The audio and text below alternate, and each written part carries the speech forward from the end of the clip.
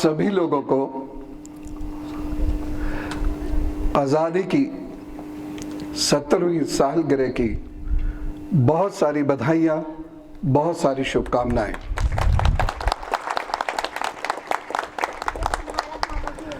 प्रभु करे हम इस तिरंगे की छांव में सदा हंसते रहें, खिलखिलाते रहें, मन शांत हो, जीवन में विकास हो, सब एक हों, सब अखंड रहे। आज के दिवस पर मैं देशभक्ति के बारे में 5 मिनट आपसे कुछ बात करना चाहता हूं, क्योंकि देशभक्ति को लेकर अभी बच्चों में बहुत प्रकार की कंफ्यूजन है, भ्रम है। देशभक्ति क्या है और आज के युग में हमें देश के लिए क्या करना है। आज से 70 साल पूर्व समय बहुत अलग था। तब लोगों को इस तिरंगे को फहराने के लिए जीवन देना होता था, लेकिन आज का दिन बदल चुका है। आज हमारा ये तिरंगा फहरे, इसके लिए हमें अच्छे से और सही तरीके से जीवन जीना होगा, इसके लिए जिंदा रहना होगा। आज मरने का वक्त नहीं है, आज इस देश के लिए जीवित रहने का, जिंदा रहने का वक्त है। देशभक्ति क्या है?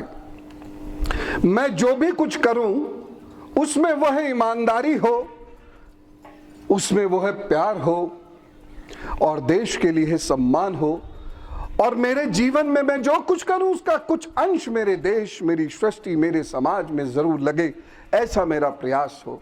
यह देशभक्ति है मेरे हिसाब से। हम लोग नारे बहुत जोर से लगाते हैं, नारे लगाते वक्त रोंगटे सबके खड़े होते हैं। कभी कभी हम देश के लिए जुटते हैं, सोशल साइट मीडिया पर देश की कभी कभी बात करते हैं, समूहों में खड़े होते हैं, कभी किसी मीटिंग में जाते हैं, आपस में बैठते हैं तो देश की बात करते हैं। लेकिन देश की बात करना देशभक्ति का एक बहुत छोटा हिस्सा है। देशभक्ति का बड़ा हिस्सा है देश के लिए काम करना। अभी हमारे अंदर वो शुचिता आनी चाहिए, अभी हमारे अंदर वो पवित्रता आनी चाहिए कि जो हम कार्य करें वह बेहद पवित्र भाव से करें। जो कार्य पवित्र भाव से किया जाता है उसमें भ्रष्टाचार नहीं होता। जब हम कोई कार्य करेंगे उसमें अनुशासन होगा, उसमें भ्रष्टाचार नहीं होगा। इससे बड़ी देशभक्ति आज और कुछ नहीं होगी। सबसे बड़ी समस्या यही हुई, हमने देश की बातें करी, देश के लिए काम नहीं किया। यदि हम काम से जी चुराते हैं, यदि हम अनुशासनहीन हैं, अपना काम देर से शुरू करते हैं, जल्दी खत्म करते हैं, अपने काम में यदि हम भ्रष्ट होते हैं, भ्रष्टाचार केवल धन का ही नहीं होता, धन लेने या रिश्वत लेने को ही भ्रष्टाचार नहीं कहते, काम से जी चुराने को भी भ्रष्टाचार कहते हैं। यदि हम दूसरों का मजाक उड़ाते हैं, यदि हमारे अंदर शोषण करने की भावना है, यदि हम एक और अखंड होकर नहीं रह सकते, यदि हम जाति और धर्मों में बटे रहेंगे और उसके लिए देश की इज्जत को भी दांव पर लगाने से नहीं चूकते, तो हमारे अंदर देशभक्ति नहीं है। देशभक्ति एक क्रियात्मक प्रक्रिया है, एक प्रोसेस है, एक भाव तो है ही है, भावना तो है ही है, लेकिन एक प्रोसेस है। और मैं उस व्यक्ति को ही देशभक्त कहूंगा जिसके जीवन में अनुशासन है, जो राष्ट्र को समर्पित करते हुए कार्य करता है, जो अपने जीवन के अंश से, चाहे वो धन से हो, तन से हो, मन से हो, उसका एक हिस्सा राष्ट्र के लिए खर्च करता है। और क्षमा कीजिए, टैक्स देना उसमें शामिल नहीं है, क्योंकि टैक्स देना एक आवश्यक, नागरिकता की एक आवश्यक शर्त है। मैं त्याग की बात कर रहा हूं, अपने शरीर का कुछ श्रम देना, वह त्याग है। देश के लिए निकल जाए, लगा दे एक वर्ष में 100 पेड़, गांव में घूमे, वहां गरीब बच्चों का इलाज करे, यह देशभक्ति है। देशभक्ति की भावना लोगों में उत्पन्न करना देशभक्ति है। लोगों की टोलियां हैं इस देश में, ऐसे बच्चे, ऐसे युवा जो टोलियां बना बना के और कुछ नहीं तो नुक्कड़ नाटक करके देशभक्ति का संचार करते हैं, यह भी एक देशभक्ति है। ज्यादा लंबी बात नहीं कहना चाहता। देशभक्ति पर, राष्ट्रवाद पर बहुत सारी बातें हो रही हैं, बहुत सारे प्रश्न लग रहे हैं, बहुत सारे प्रश्न उठ भी रहे हैं। ये राजनीति का विषय नहीं है। राजनीति करने का, पार्टी पॉलिटिक्स का यह विषय नहीं है।